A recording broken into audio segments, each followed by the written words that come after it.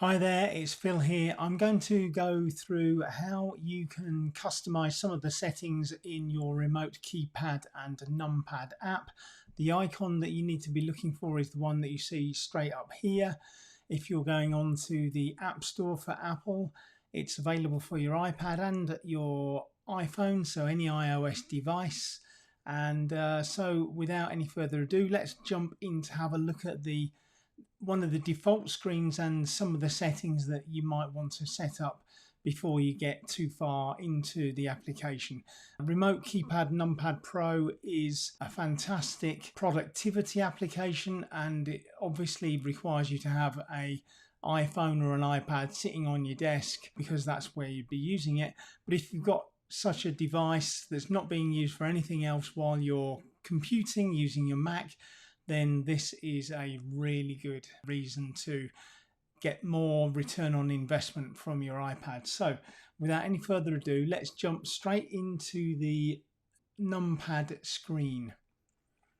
So here I am in numpad. The settings that you see are just available just here. That comes up if you click on this hamburger icon there. So if I touch that icon at the top, that turns it off, and if I touch it again it comes on.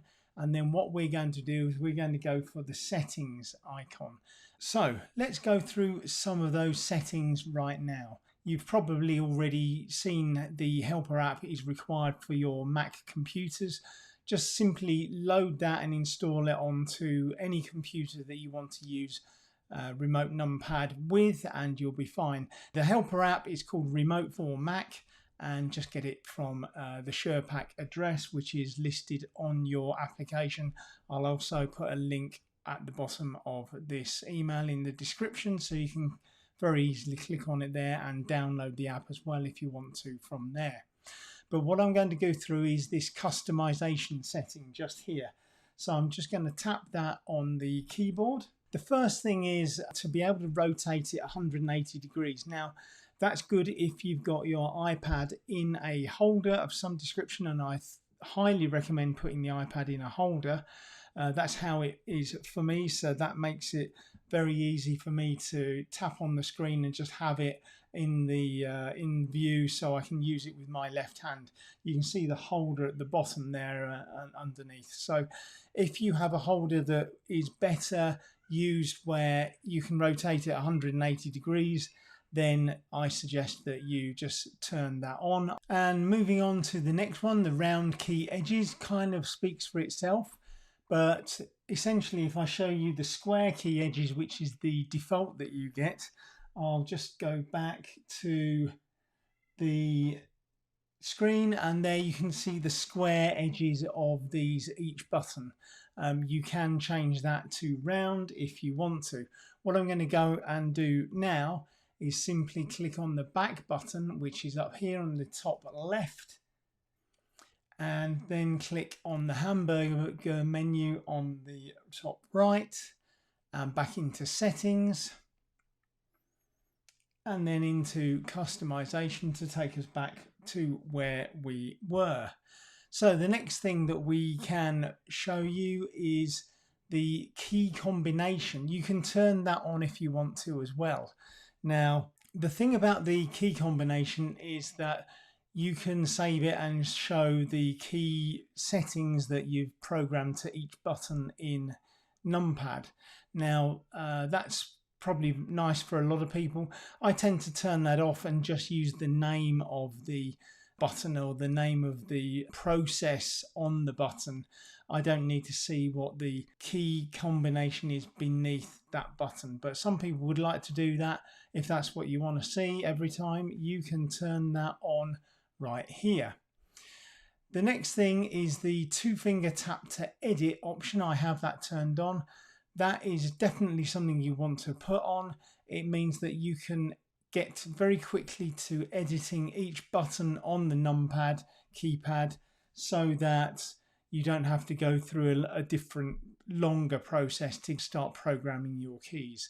So the 2-finger tap to edit is something that's a real boon, and you should keep turned on as far as I'm concerned. There's an option to shake for full screen. And what that means is you can shake your iOS device, whether it's an iPad or an iPhone, and it will give you a larger area for your keys. So let me show you that. I'll just go back. Let's have a look at this one. So you can see along the top that I've got a number of other buttons. Now those buttons represent the applications that I've got keyboards stored for. So I've created keyboards. So if, for instance, I click on the Premiere Pro one, then that shows the keys that I've got customized for myself. If I go to this one here, so those are all there always. As you can also see at the top, the Mac that you're connecting to is listed as well. Now if you want to give more room to your keyboard, what you can do is you can shake it and it will turn these off. So let me show you what that means. So I'll pick up my iPad and I'll literally give it a quick shake, and you can see that those screen items at the top have now all disappeared and the keys have got a little bit extra room. If I want to bring them back, the easy option is to simply shake it. You just give it a couple of shakes and you can see straight away that those extra keys have come back. So it's a nice little function that you can use there to extend the keyboard range for your iPad. Bigger iPads, of course, you can get more buttons on more comfortably, so that's worth knowing. Anyway, let's go back to the customization menu. And so we've gone for the shake for full screen, and then you can also use a swipe to switch keypads. Now what that means is that you can swipe with your finger left or right to move between keypads that are for different applications. So essentially, instead of tapping the button along the top on your iPad, you can swipe to move it to the next one. So what I'll do, I'll try and show you this. If I swipe to the left, it will move me from this keyboard here to this one. So I'm going to go swiping essentially left, which takes me to the right, and that's moved me over to that one. And if I swipe back again, I can go back that way, and if I go back again, it swipes me, and I essentially move from one to the other with the swipe of a finger. So I'll do that, and we'll go back once more to the customization menu.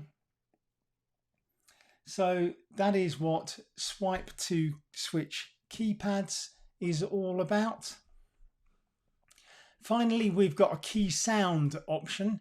Now the key sound option may or may not work if you're using an iPad. It depends on the iPad, the generation of it, and also the haptic feedback. I don't know if there's any iPads that allow for haptic feedback, but the key sounds and the haptic feedback certainly work on an iPhone. So if you're using your keypad program on an iPhone, you can turn on the key sound, so it will give you a little bit of a click when you press each button, and it will also give you a little bit of a knock to emulate pressing of a button, and you can adjust the... Then we move down to what we call the theme, and as you might guess, I'm on the dark theme, but let me just show you what the white theme looks like. So there's your white theme, obviously much whiter all the way around.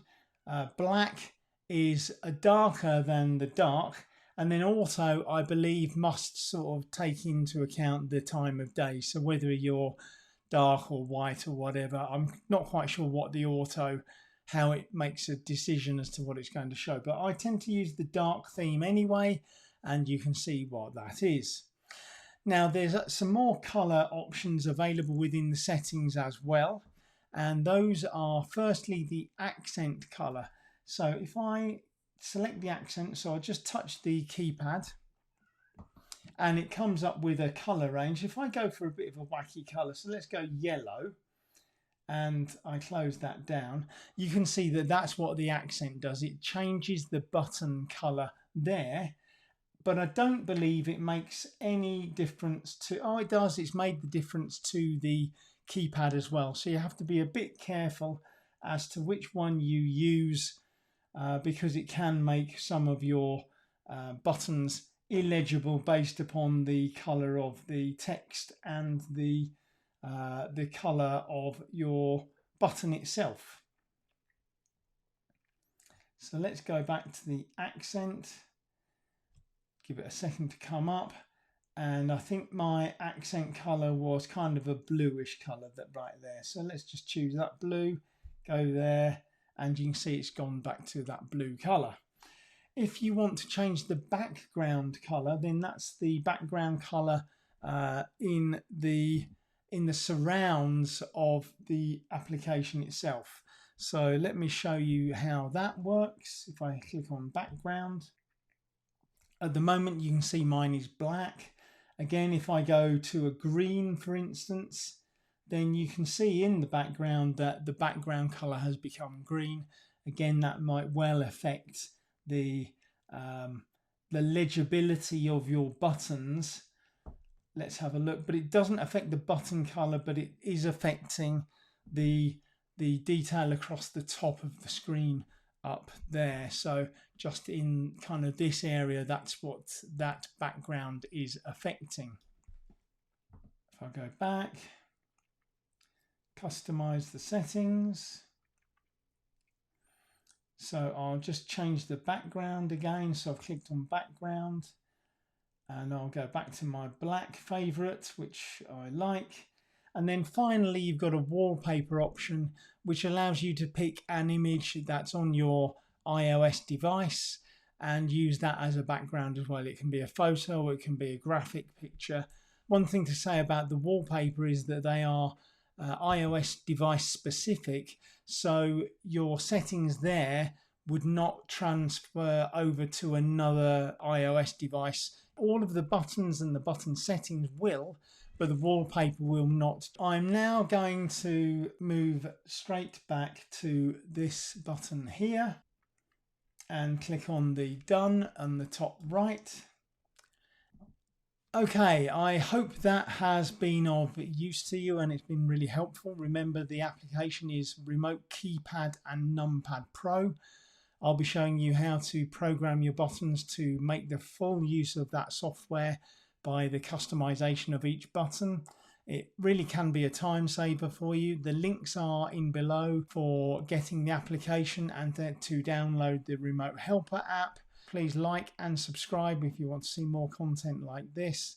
And thanks for watching, and make sure you watch the others to enable you to program and customize this wonderful application on your iPad. Thanks for watching. Take care now.